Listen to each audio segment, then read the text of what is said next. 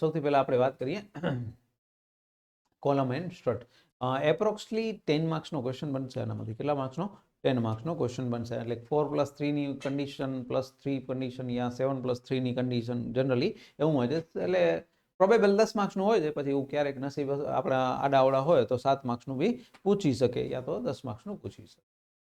સૌથી પહેલા થિયોરિટિકલની વાત કરીએ તો કોલમ અને સ્ટ્રટ અને ડિફરન્સ શું છે? તો કે સર પહેલા તો સ્ટ્રટ છે એ એકચ્યુઅલી કોલમ જ છે, અથવા તો કોલમ છે એ સ્ટ્રટ જ છે, પણ પ્રોબ્લેમ ખાલી કેટલો છે?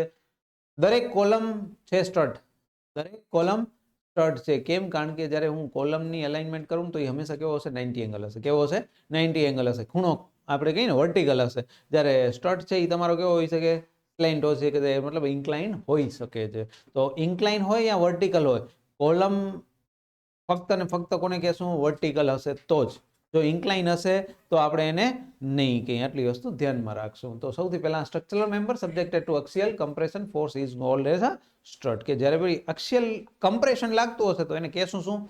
સ્ટ્રટ. એ ચાહે ઇન્ક્લિનેશન ઉપર હોય, ચાહે વર્ટિકલી પરપેન્ડિક્યુલર 90 એંગલ ઉપર હોય. Strut may be vertical, horizontal or inclined.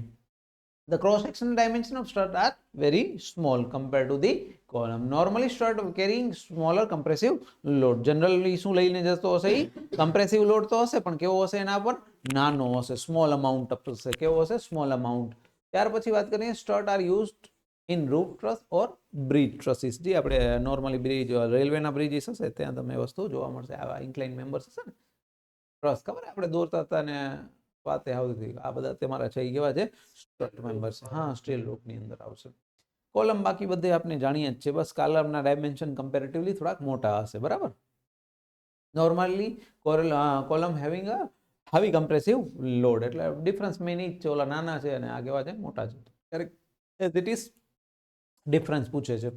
તો વસ્તુ કીધી લાઇટ એક્સિયલ મેમ્બર છે તો જે લોડ લેશે એ પણ કેવો લેશે? લાઇટ છે. અહીંયા કમ્પેરેટિવલી કેવો હશે? હેવી હશે.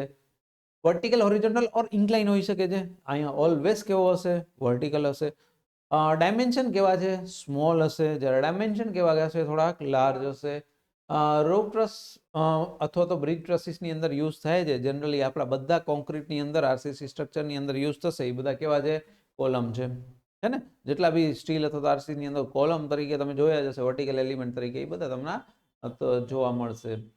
એક શબ્દ આવશે રેડિયસ ઓફ ગાયરેશન. શું આવશે? Radius of gyration. તો એને સમજતા પહેલા એક વસ્તુને સમજી લઈએ, કારણ કે એનું ઇક્વેશન હું તમને કહીશ √I/A. તો પહેલા એક વસ્તુ સમજી લઈએ કે એક કદાચ સેમિસ્ટર 3 ની અંદર એક ટોપિક આવતો હતો જેને મોમેન્ટ ઓફ ઇનર્શિયા કહેતા હતા. શું કહેતા હતા? Moment of inertia. તો મોમેન્ટ ઓફ ઇનર્શિયાનું ઇક્વેશન IG + AH² લખતા હતા ને. મારો અત્યારે H ઉપર ફોકસ છે એટલે હું શું કરું છું? AH². તો અલ્ટિમેટલી કોના ઉપર ડિપેન્ડ છે? એરિયા ઉપર અને H ઉપર ડિપેન્ડ છે. H શું હતું? ડિસ્ટન્સ હતું. શું હતું? યાદ કરજો, ડિસ્ટન્સ હતું. એવું distance that is y bar minus y1. યાદ આવશે, y bar minus y1, x bar minus x1, y bar minus y2. તો આ ટાઈપનું એક ડિસ્ટન્સ હતું. શું હતું? ડિસ્ટન્સ હતું. તો સમજી લો કે કોઈ એક બોડી છે, તો બોડીથી એક લેટ સપોઝ ડિસ્ટન્સ h1 છે, બીજું અહીંયાથી આ ડિસ્ટન્સ અહીંયા જાવ તો પણ h1 મળે ને તમને? સેમ ડિસ્ટન્સ તો મળશે જ, ક્યાંક તો મળશે ને બોડીથી સેમ ડિસ્ટન્સ. તો કારણ કે ગમે ત્યાંથી ગમે એ જગ્યાએ જશો તો કોઈ એક સેમ ડિસ્ટન્સ ઉપર તો પોઈન્ટ્સ બધા મળશે જ. એનો મતલબ કે આ બધા પોઈન્ટ ઉપર તમારી ઇનર્શિયા પણ કેવી રહેશે? કોન્સ્ટન્ટ રહેશે, સેમ રહેશે. તો આપણે એવા ઇક્વલ પોઈન્ટ્સ, શું થયું? ઇક્વલ પોઈન્ટને હું ડિફાઇન કરું તો અહીંયાથી h² બરાબર શું થાય? I/A થાય, and that is h I/A. હવે ખ્યાલ આવી જશે કે હું શું કહેવા માંગુ છું. તો ઇઝી, કારણ કે જો જ્યારે આને કનેક્ટ કરો ને તો એક રેડિયસ જેવું બને. એનું શું બને? રેડિયસ જેવું. એટલે આપણે સર્ક્યુલર ફોર્મ બને એટલે એ રેડિયસ કહીએ. એટલે એને શબ્દ શું આવી કરીએ છીએ?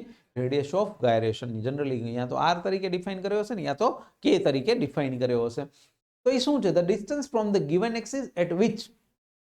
જો શબ્દ, કારણ કે આ ડેફિનેશનને તમે બીજી રીતે નહીં લખી શકો, આમાં જેમ છે એવી રીતે જ લખવું પડશે. ફિગરને તમે થોડી મોડિફાઈ કરી શકશો પોતાની રીતે, પણ બીજું નહીં કરી શકો.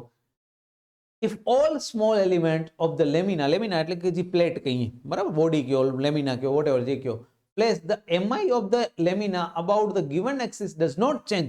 ડઝ નોટ ચેન્જ મતલબ કોન્સ્ટન્ટ. અને કોન્સ્ટન્ટ ક્યારે રહેશે? જ્યારે h તમારો શું રહેતો હોય? સેમ.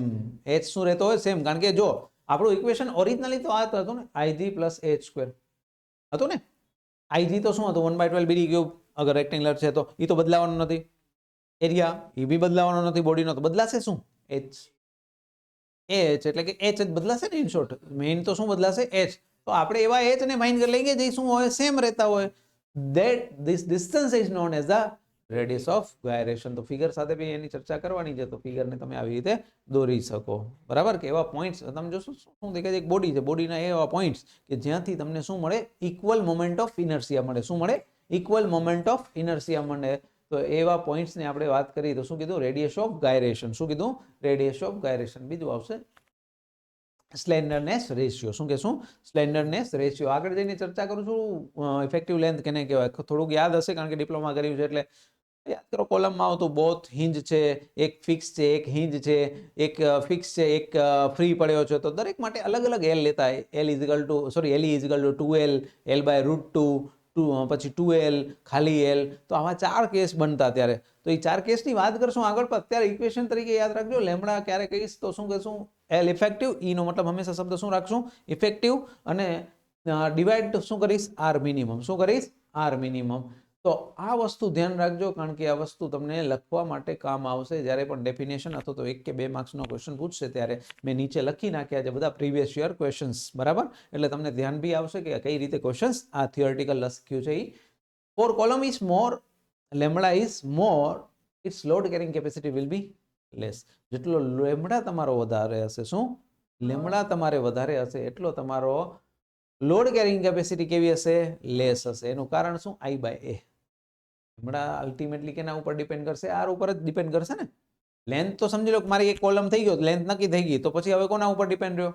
આર ઉપર, આર મિનિમમ ઉપર, બરાબર. તો આર કહીએ, આર મિનિમમ પછી શબ્દ સમજાવ્યું કે આર મિનિમમ શું કામ લખીએ છીએ, પણ આર ઉપર ડિપેન્ડ કરે છે. અને એટલા માટે આપણે વાત કરીએ.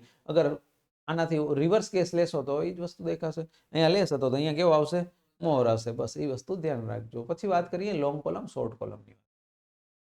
જ્યારે તમારી length compare to your dimension, dimension અહીંયા શબ્દ શું વાપરશું? ડી માટે ડાયમેન્શન લખ્યો. એ વિડ્થ પણ હોઈ શકે છે અને આપણે કહીએ 300 બાય 400 નો કોલમ છે તો એ 300 હોઈ શકે છે, 400 હોઈ શકે છે ને. ડાયમેન્શન માટે ડી લખ્યો છે. અહીંયા ડાયામીટર નથી, બરાબર. ધ્યાન રાખજો. અહીંયા ડાયામીટર હોતો સર્કલની વાત હતો, ડાયામીટર કદાચ લખત, પણ અહીંયા ડાયમેન્શન છે. શું છે? ડાયમેન્શન છે. આ શું છે? લેન્થ. અગર કોઈ કોલમ છે જેની લેન્થ છે અને ડાયમેન્શનનો રેશિયો બહાર કરતા કેવો આવે છે? વધારે. જનરલ કેસમાં હાયર સ્ટોરી છે, હાયર સ્ટોરી છે મતલબ કે 3-4 સ્ટોરી છે તો તમારા જનરલ કેસ બધા કોલમ કેવા આવશે? આવા જ આવશે. કારણ કે તમારી ડાયમેન્શન કોલમનું કેટલું? 300 by 400, 300 by 500, may be 300 by 600, બરાબર. એક માળ ભાઈ હશે તો 3 મીટર તો હશે જ. એનથી ઓછો તો અમે નહીં હોય. સમજી લો 300 નો કોલમ છે ને 3000, તો એપ્રોક્સિમેટલી ખાલી હું સિંગલ ફ્લોર માટે બી કહું તો 10 જેટલો બની ગયો. તો જ્યારે નંબર ઓફ ફ્લોર વધારે હશે તો 100% કેસ કેવો બનશે? મોટા ભાગના કેસમાં તમારા લોંગ કોલમ બની જશે. તો પ્રશ્ન થાય શોર્ટ કોલમ ક્યાં આવશે? શોર્ટ કોલમ ક્યાં હશે કે જે તમે બારે ના લેન્થ બાય ડાયમેન્શન કહું છું. It is not the area. Dimension that means length or width whatever જે તમે નામ આપો 300, હા જે, હા યસ ડન. ઠીક છે. એટલે અહીંયા કને એરિયા નથી. It is not the area. 300 by 400 નહીં, only 300 or 400. Okay, or 400 dimension છે. ઠીક છે. હવે વાત કરું લેસ દેન ક્યાં યુઝ થશે. તો લેટ સપોઝ કે મારો એક ડોર રાખવાનો છે, બારે રાખીને આપણે, તો ત્યાં જે કોલમ ઊભો કરશો તો એની હાઈટ કેટલી હશે? 2 મીટર મેક્સિમમ ગઈ ને 2 મીટર. હા, કોઈકને થોડીક વધારે જરૂર પડે ઠીક વાત, otherwise 2 or 2.1 metre its okay. અને ડાયમેન્શન જોશો ત્યાં 300 બાય 400 સપોઝ, કારણ કે મિનિમમ ડાયમેન્શન 300 તો રાખતા હોય, બરાબર. તો ત્યાં બનશે એ બધા કેવા બનશે? શોર્ટ કોલમ બનશે. કેવા બનશે? Short column. મતલબ કે તમે જે તમારી બાઉન્ડ્રી વોલ ઉપર કોલમ કરો છો મોટા ભાગે બધા કેવા બની ગયા? Short column. ખ્યાલ આવ્યો? હા, અત્યારે શોર્ટ કોલમ જ છે, પણ મેં સિંગલ ફ્લોર માટે વાત કરી ને. સમજી લો કે ઈ થોડુંક તમે ઉપર લઈ ગયા તો જસ્ટ તો 100% બધા લોંગ કોલમ થઈ ગયા તમારા, હે ને. તો મોટા ભાગના રેસિડેન્શિયલમાં કહેવાય ને તો આ કામ આવશે તમને. રેસિડેન્શિયલમાં મોટા ભાગે તમને કયા કામ આવશે? આ બાઉન્ડ્રી વોલની વાત કરીએ તો કેવો કામ આવશે? કમ્પાઉન્ડમાં બાઉન્ડ્રીમાં તમે જે કહો તો એમાં શોર્ટ કોલમ આવશે. બીજું માઇલ સ્ટીલ માટે લેમડાની વેલ્યુ કેટલી હોય? 80 થી વધારે હોય તો જનરલી આપણે કહેતા હોય. બાકી નોર્મલ બીજી કોઈ એલિમેન્ટ માટે લેમડાની વેલ્યુ 50 થી વધારે હશે તો પણ આપણે એને શું કહેશું?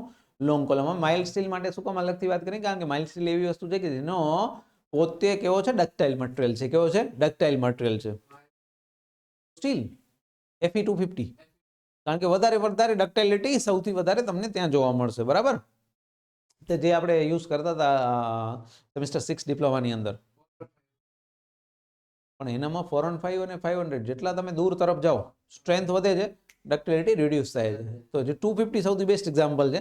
તો એ ડક્ટિલિટી વધારાને કારણે તમને ત્યાં તમને ઓપ્શન મળે છે કે અગર 80 થી વધારે છો તો માઇલ્ડ સ્ટીલ, તો આપણે એને શું કહેશું કે લોંગ કોલમ છે, અધરવાઇઝ તમે એને શોર્ટ કોલમ કહી શકો છો. ઠીક છે. બીજો એક શબ્દ આવશે બકલિંગ લોડ અને ક્રસિંગ લોડ. શબ્દ સમજાવું. ક્રસિંગ કેને કહેવાય, બકલિંગ કેને કહેવાય. હવે સમજી લો કે એક લેન્થ બહુ જ વધારે છે. શું છે? લેન્થ બહુ જ વધારે છે. તો ઉપરથી કમ્પ્રેશન લોડ આપું છું. તો કમ્પ્રેશન લોડ આપીશ તો શું થશે? લેન્થ જેટલી વધારે છે ને શક્યતા બનશે કે આવી રીતે બેન્ડ થાય, બહારની બાજુ ફૂલી જાય, ને આપણે બહારની બાજુ નીકળી જાય.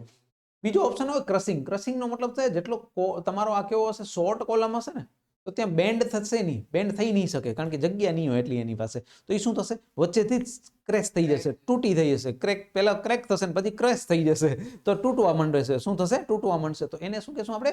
ક્રસિંગ લોડ કહેશું. શું કહેશું? ક્રસિંગ. તો શોર્ટ માટે કેવો બનશે? ક્રસિંગ બનશે. લોંગ માટે શું બનશે? તમારો બકલિંગ. હા, ત્યાં પોસિબલ હોય છે કે એવું નથી ક્રસિંગ ત્યાં નહીં જ થાય, એમ પોસિબિલિટીઝ છે કે હા બકલિંગ થવાની ત્યાં પોસિબિલિટીઝ લોંગ કોલમમાં વધારે હશે, એમ નથી કહેતો ક્યારે નહીં હોય. એટલે જ આપણે રેઇન્ફોર્સમેન્ટ અલોંગ ધી બાઉન્ડ્રી રાખીએ છીએ. ક્યાં રાખીએ છીએ?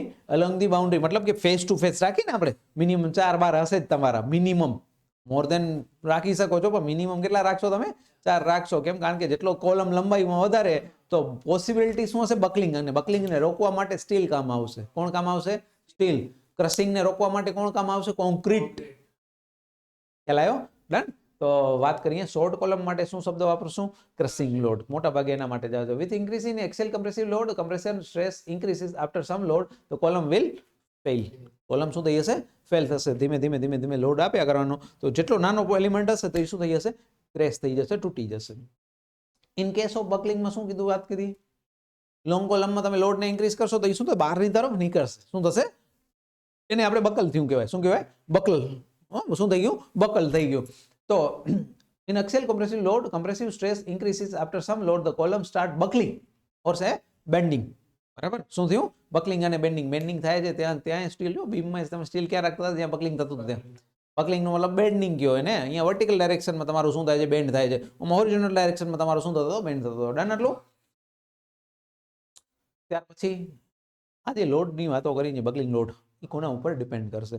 સૌથી પહેલા તો કેટલો લોડ આપ્યો છે, કારણ કે જેટલો લોડ વધારે એટલું શક્યતા વધારે છે કે તમારે બકલિંગ થાય. બીજું લેન્થ ઓફ કોલમ, કારણ કે અલ્ટિમેટલી મેં શું કીધું? લોંગ કોલમમાં ફરક હશે, શોર્ટ કોલમમાં ફરક હશે. એટલે શોર્ટ કોલમમાં તમારે બકલિંગ ઓછો થશે, લોંગ કોલમમાં હશે તો બકલિંગ વધારે થશે. બીજું એન્ડ કન્ડિશન, મેં થોડી વાર પછી ચર્ચા કરું છું કે એન્ડ કન્ડિશન કઈ 4 આવે. બે બાજુ ફિક્સ હોઈ શકે, એક બાજુ ફિક્સ, એક બાજુ ફ્રી, એક બાજુ ફિક્સ, એક બાજુ હિંજ, અને બંને બાજુ હિંજ. એવી 4 કન્ડિશન આવશે, અને 4 માટે એલ ઇફેક્ટિવ કેવો આવશે? અલગ અલગ આવશે. બીજું ક્રોસ સેક્શન, કારણ કે જેટલો ક્રોસ સેક્શન મોટો, અલ્ટિમેટલી હવે સમજી લો લેન્થ બહુ કહી દીધી મેં, પણ સામે કોલમની ડાયમેન્શન બહુ જ વધારે નાખ્યો તો L/D નો રેશિયો જે મેં વાત કરી ને, length to dimension, less than 12 થઈ ગયું. તો ભલે તમે કહો 9 મીટરનો છે ચલો કોલમ લેન્થમાં, પણ તમે ડાયમેન્શન એટલું બધું મોટું કરી નાખ્યું કોઈ કારણોસર, આપને આપ ક્યારેક એ શું થઈ જાય? તમારું કમ્પેરેટિવલી શોર્ટ તરફ જઈ શકે ખરું. જનરલ કેસમાં તો કેવું 9 બાય તમે 500 કરો તો એ લોંગ કોલમ જ બનશે, પણ તમે કોલમનું ડાયમેન્શન 1200 રાખી દીધું, લેટ સપોઝ. હવે એની જરૂરિયાત ત્યાં ઓર્ડર એને ડિસાઈડ કર્યું, પણ ત્યારે શું બની શકે? એ શોર્ટ કોલમ બની શકે. તો ડિપેન્ડ કરે છે ને કે તમારો ક્રોસ સેક્શન કેવો છે. બીજું મટીરિયલ, એટલે જ સ્ટીલની વાત કરીને મેં, કારણ કે બકલિંગ હશે તો સ્ટીલ કામ આવશે, ક્રસિંગ હશે તો કોણ કામ આવશે? કોન્ક્રીટ કામ. ઇક્વેશન 100% તમને જાણીતું હશે. અગર આ યાદ ન હોય તો થોડીક જિંદગીમાં પાછું વળીને જોઈએ. Pi square EI/LE². ઈ છે યંગ્સ મોડ્યુલસ, આઈ છે મોમેન્ટ ઓફ ઇનર્શિયા, અને એલ છે એ તમારી લેન્થ. પણ લેન્થ માટે, હા, લેન્થ માટે 4 કેસ, જેની ચર્ચા 1 બાય 1 કરતો જાઉં છે ને, બરાબર? જેની કન્ડિશન 1 બાય 1 કરતો જાઉં. આ 100% ડિપ્લોમામાં કરેલું જો, ગેરંટી સાથેનો માલ છે, કારણ કે આનો દાખલો આવતો જ, અને આ થિયોરિટિકલ બી ઘણી વાર પૂછી નાખતા, એટલે કરતા જ 100%, એ નક્કી જ વાત છે. એટલે